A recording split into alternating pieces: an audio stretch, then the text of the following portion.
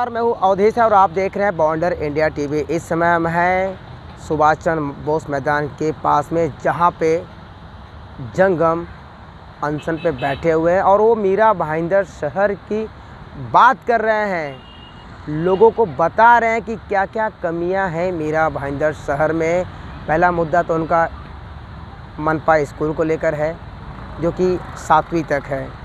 दूसरा, मनपा ने रोड टैक्स बढ़ा दिया है। आखिर क्यों बढ़ाया है, ऐसा क्यों कर रही है, जनता के ऊपर वो बोझ क्यों डाल रही है।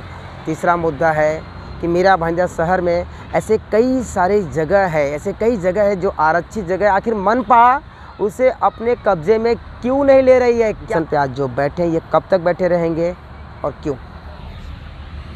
कैसा है कि अनशन ये निश्चित काल के लिए नहीं है, अनिश्चित काल के लिए है।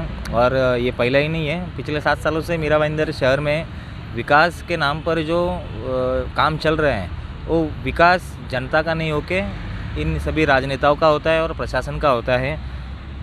अभी सीसी रोड के 425 करोड़ के टेंडर निकाले हैं। सीसी रोड की डिमांड किसकी थी? राजनेताओं की थी। जनता को आप पूछने जाओ, जनता को सीमेंट के रोड नहीं चाहिए, आपको डांबर के रास्ते दो, लेकिन प्लेन दो, बस उतने ही।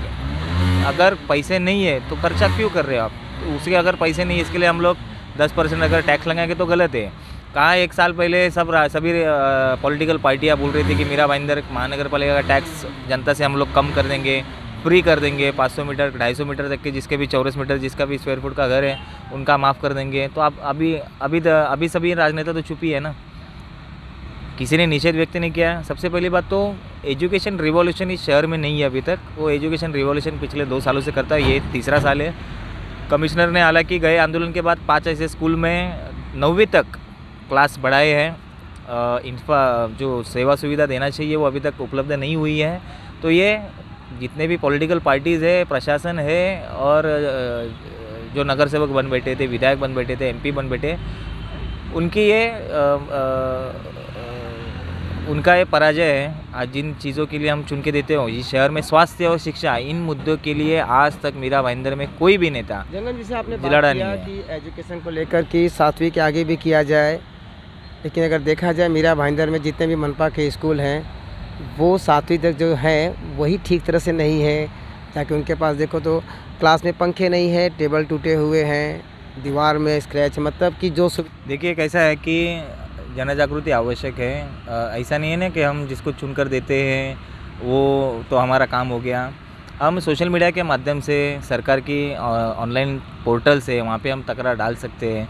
हमारे राजनेता करते क्या है, किसी स्कूल में आज तक कोई गया कभी जांच करने के लिए कि क्या चल रहा है क्या नहीं चल रहा? नहीं जाएंगे कभी।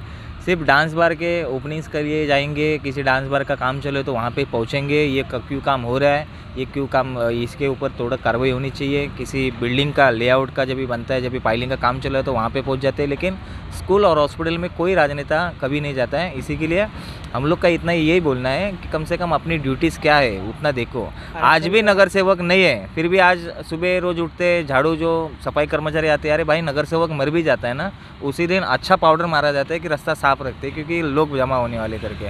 ये लोगों को, नगर सेवकों को और विधायक लोगों को नहीं मालूम है कि आप नहीं भी रहोगे ना तो भी ये सफाई तो होने वाली है। क्योंकि वो सफाई कर्मचारी आज 3,500 सफाई कर्मचारी है मीरा भाईंदर महानगर पालिका में, उनको पेमेंट हमारे टैक्स से दिया जाता है। तो भाई गटर साफ होगा, बारिश भी आएगी, पानी भरेगा, तुम्हारे चलने से पानी कम नहीं होने वाला है।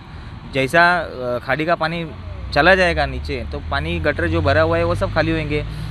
पेड़ के छटाई जब भी होती है तो नगर से वो खड़े रहते हैं और फोटो खिंचवाते हैं, आज पेड़ काटे। अरे तुम कहाँ काटे, तो तुम छोड़ो ना, झाड़ पे तुम काट लो।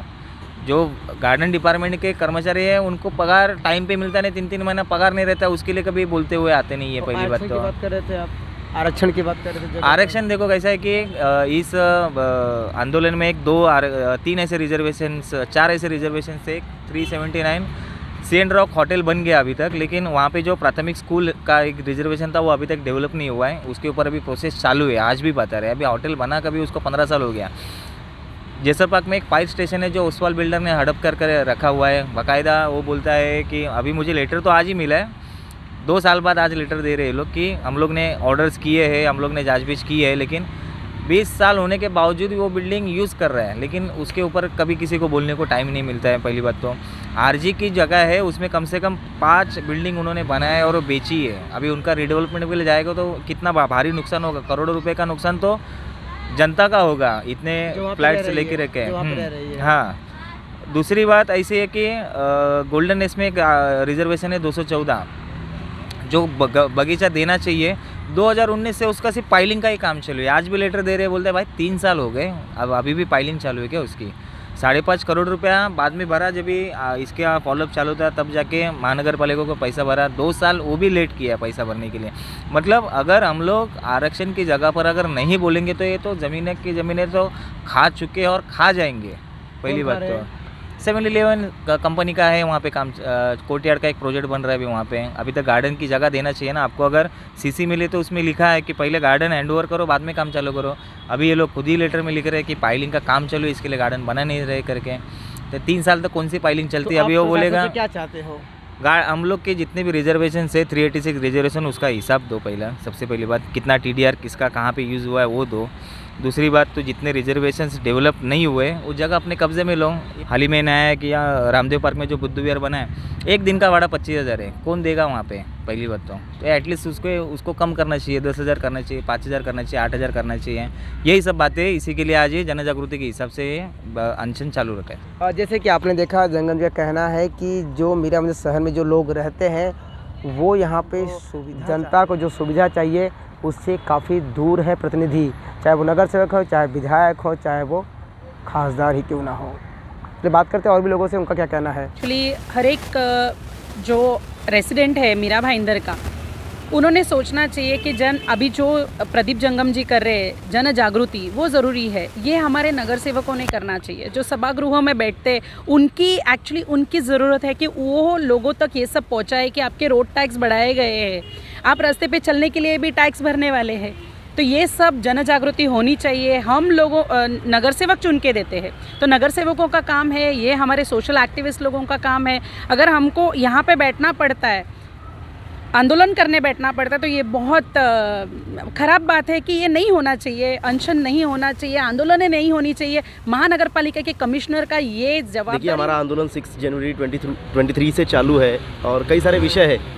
आप देखेंगे शहर में स्कूल चलाने के महापालिका के पास पैसे नहीं है, स्कूल की हालत जर्जर हो चुकी है, कहीं स्कूल टूट रही है, कहीं गिर रही है और पूरे शहर में बस पेंटिंग मारा जा रहा है। मतलब वो लीपा पोती जो होता है वो हमारा सिटी फ़िलहाल देख रहा है लाइव।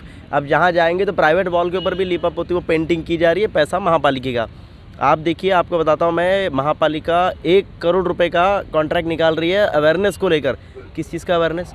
जो साफ़ सफाई होगी तो पब्लिक को पता चलेगा ना अवेयरनेस किस बात का। 1 करोड़ रुपये और तुम्हारे पास स्कूल चलाने को पैसा नहीं। हॉस्पिटल, प्राइमरी इनके हेल्थ केयर सेंटर में चले जाओ तो कुत्ता काट ले तो उसके रेबीज़ के इंजेक्शन नहीं है इनके पास, कुछ और जानवर काट ले तो इंजेक्शन नहीं है। तो ये फ़िलहाल सिटी का हाल है। अंधेर नगरी, चौपट राजा, फ़िलहाल नगरी में तो कोई ना नेता है, क्योंकि कॉर्पोरेशन डिसॉल्व हो चुकी है। बाकी जो बचे कुछ नेता है उनके इंटरनल कॉन्फ्लिक्ट्स है। मिला जुला के बात है कि स्कूल्स के इनके पास पैसे है नहीं और फालतू के जो कॉन्ट्रैक्ट्स निकालने का जो काम चल रहा है, मतलब रोज़ उलट सुलट सवेरे उठो तो नया कॉन्ट्रैक्ट निकालो, तो ये पद्धत बंद होना चाहिए। अब हम लड़ेंगे पूरी ताकत से। यहाँ पे जंगम जी अनशन पे बैठे हुए, इनके साथ में कई लोग भी आए हुए हैं और इनका सीरियसली मांग है कि मनपा के पास स्कूल चलाने के लिए पैसा नहीं है, लेकिन दीवारों पे पेंटिंग करने के लिए पैसा है, अवेयरनेस, फोकट का अवेयरनेस दिखाने के लिए पैसा है।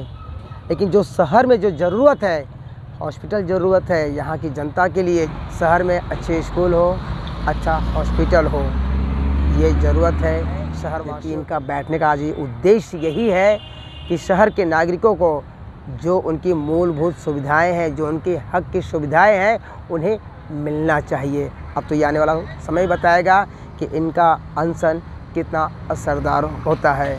बॉन्डर इंडिया के लिए अवधेश राय की।